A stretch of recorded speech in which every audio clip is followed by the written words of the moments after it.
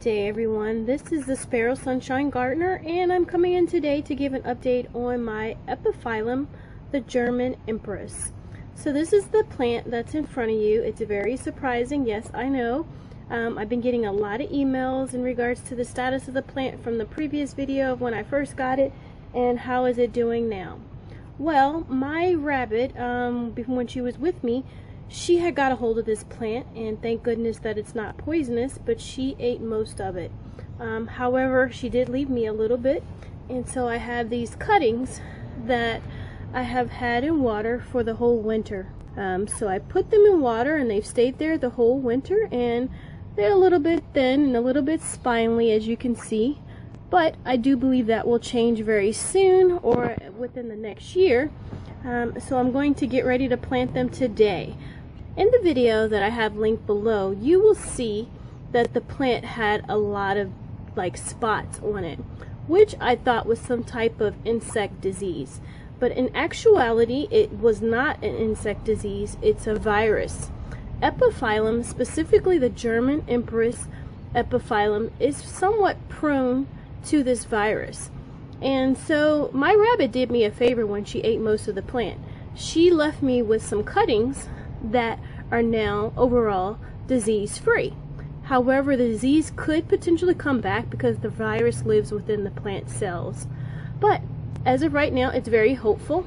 So I'm going to get ready to pot it. So let me show you the soil that I have. My soilless mix that I've created. I've actually gotten a little bit of the recipe from some UK YouTubers who are into succulents, and I've added a little bit of a twist to it with adding a few extra ingredients of my own.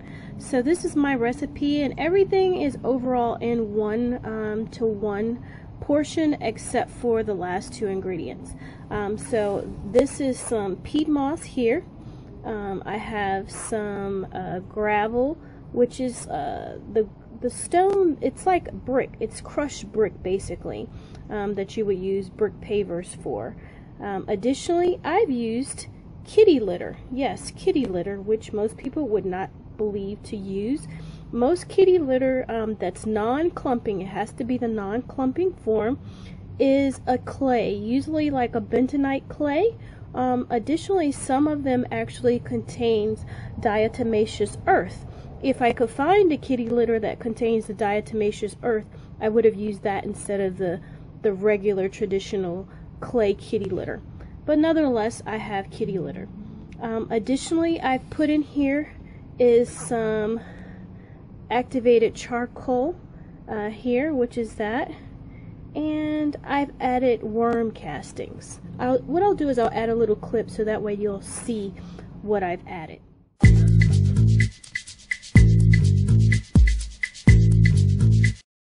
So here's the pot that I'm going to plant this Epiphyllum, the German Empress, in. I would say it's a little bit bigger than a 4-inch pot. It's a ceramic pot and it has one drainage hole, but it's like a V shape at the bottom.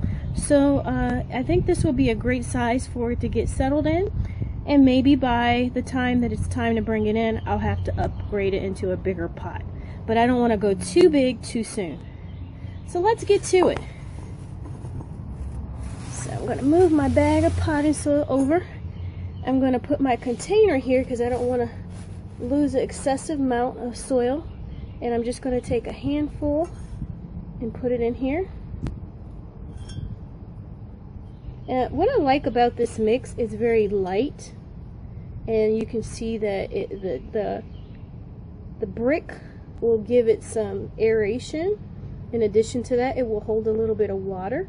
It's going to be a fast draining mix, which I believe the Epiphyllum will really like. And so it won't hold too much water and promote root rot. So that's great. So I think that's good there. So let's go ahead and get the little plant and let's put them in here. And I may have to stake this because, like I said, it's a very spindly kind of plant. So let me dig my finger in here and see if I can put them down a little bit deeper.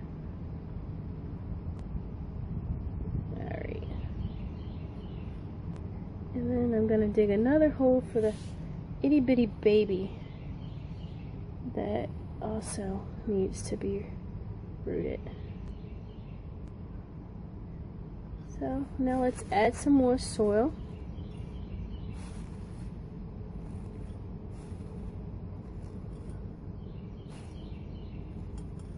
Uh-oh.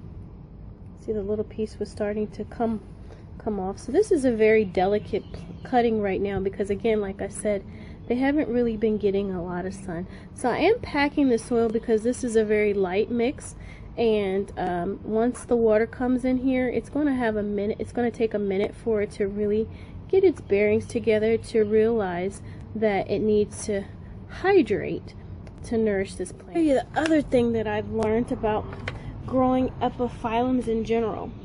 So epiphyllums are plants that like a high amount of fertilizer, but a specific type of fertilizer, that is. I got these Job spikes for my epiphyllums probably about 5 or 6 years ago, so they're no longer found in the stores, at least not locally. I found them at a dollar store, so I looked up and I got about 3 of the packs. And what I've noticed is that epiphyllums like some of the same things that tomatoes like. So to feed your epiphyllums, I would recommend to get you a very high quality tomato fertilizer. These spikes contain 6% nitrogen, 18% phosphate, and 6% potash. And as you see, it's that phosphate that epiphyllums and tomatoes like. So I try to make sure that I give them what they like, and this helps with the blossoms. So I put a half of a stick in each of my epiphyllums every spring, and that usually promotes them to grow.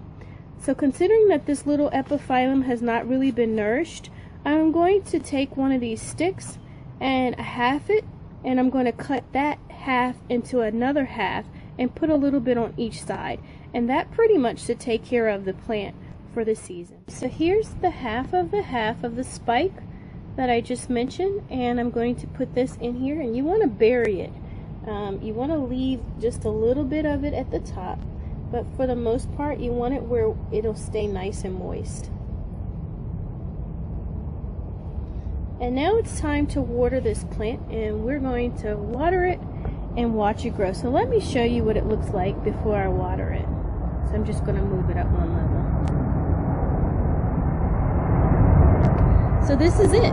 So what I'm going to do is take a stick and trail it so that it can get some support. And I'm also going to support the baby here.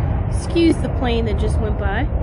And that should pretty much get everyone growing so that I can get a new epiphyllum started. All potted up. And I've made this bamboo sort of brace out of 2 pieces of my thin bamboo. So stay tuned, I'll do a video about how to use bamboo if you're growing it in your own yard. So next thing I need to do is to actually tie up the little stems. There is a fracture right here on this stem here, and I'm going to try to tape that to see if it can mend itself. And this one is so weak, but I'm going to still try to loosely anchor it to the support stake that's in here. And I'll show you some pictures at the end, but this is it. My German Empress epiphyllum has now been potted up into fresh soil, and we're getting ready to start the journey all over again.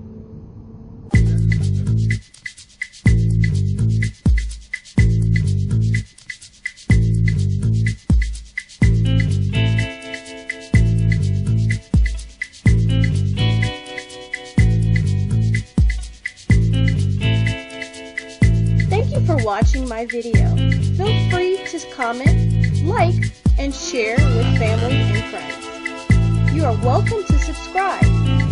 Following, be sure to hit the bell button to receive notification of the newest video when released. Thank you.